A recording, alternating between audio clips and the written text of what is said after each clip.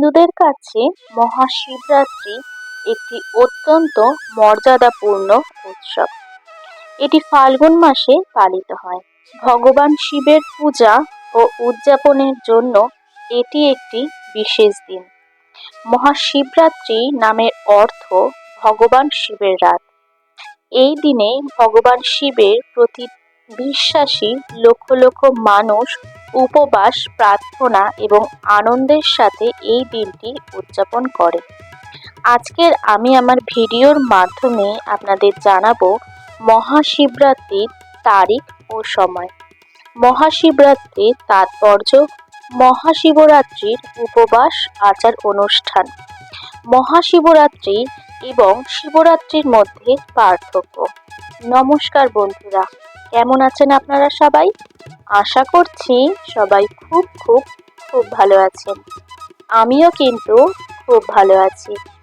আমি জয়িতা, রূপের কীর্তিতে আপনাদের আরও একবার স্বাগত জানাই। 2026 সালে 15ই ফেব্রুয়ারি রবিবার পালিত হবে শিবরাত্রি।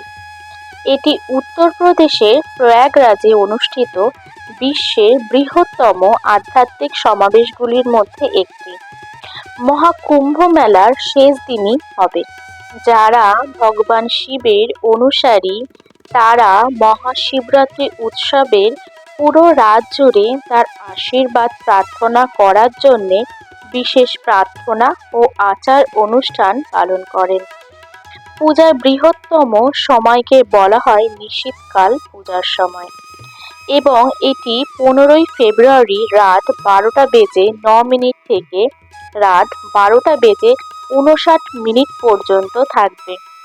পুরো রাতটি 4টি ভাগে বিভক্ত করা হবে, যাকে বলা হয় প্রহর, এবং প্রতিটি অংশে আলাদা আলাদা প্রার্থনার সময় রয়েছে। চলুন তাহলে জেনে নেওয়া যাক। প্রথম প্রহর শুরু হবে 15ই ফেব্রুয়ারি সন্ধে 6টা বেজে 19 মিনিট থেকে রাত্রি 9টা বেজে 26 মিনিট পর্যন্ত।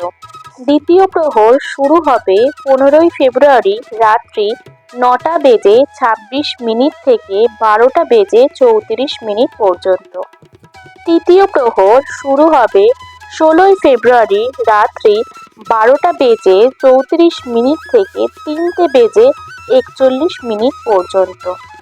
চতুর্থ প্রহর শুরু হবে 16ই ফেব্রুয়ারি ভোর 3টে বেজে 41 মিনিট থেকে 6টা বেজে 48 মিনিট পর্যন্ত। মহাশিবরাত্রির এক বিশাল তাৎপর্য রয়েছে। এটি ভগবান শিব এবং দেবী পার্বতীর সঙ্গে তাদের বিবাহ উদযাপন করেন।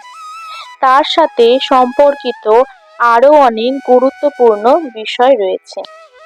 মানুষ তাদের ঐশ্বরিক প্রেম উদযাপনের জন্য এই দিনটিকে ভগবান শিবের রাত বলে।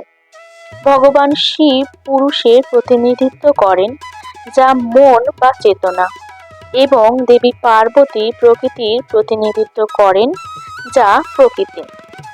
যখন তারা একত্রিত হন তখন তারা শক্তি এবং জীবন তৈরি করেন। মহাশিবরাত্রিতে অনেকে তাদের আত্মাকে পরিষ্কার বোধ করতে এবং আরও আধ্যাত্মিক হয়ে উঠতে উপবাস করেন। এই দিনে উপবাসের জন্য কিছু গুরুত্বপূর্ণ তথ্য চলুন জেনে নেওয়া যাক। কঠোর উপবাস। কিছু লোক নির্জলা ব্রত নামে একটি উপবাস পালন করে, যেখানে তারা কিছুই খান না, জলও পান করেন না। অন্যরা ফল খান এবং দুধ পান করেন। এই দিন কিছু কিছু খাবার এড়িয়ে চলুন। এই দিন মাংস, পেঁয়াজ, রসুন, শস্য দানা অর্থাৎ আমিষ জাতীয় খাবার এড়িয়ে চলুন। অ্যালকোহল পান করার থেকেও এড়িয়ে চলুন। পরের দিন সকালবেলায় উপবাস ভাঙবেন শিবের কাছে প্রার্থনা করে। অভিষেক। শিবের প্রতীক হিসেবে ব্যবহৃত শিবলিঙ্গটি দুধ, মধু, জল এবং ঘি দিয়ে ধুয়ে দিন। নৈবেদ্য। মানুষ ভগবান শিবকে বিল্বপত্র, ফল এবং ফুল দান করে। এই দিন ভগবান শিবের কাছে আলোক প্রদীপ হিসেবে ঘিয়ের প্রদীপ জ্বালাতে পারেন।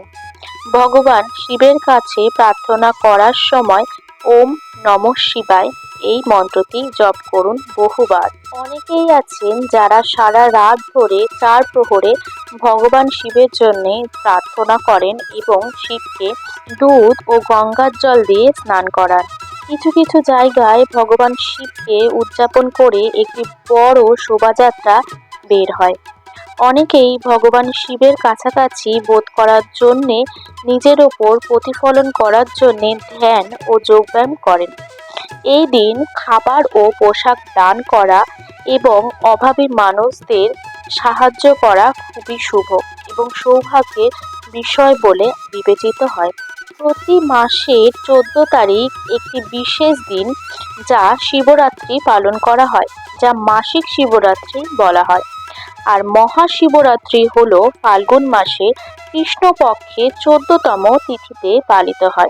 এই দিন ভগবান শিব এবং দেবী পার্বতীর বিবাহ হয়েছিল।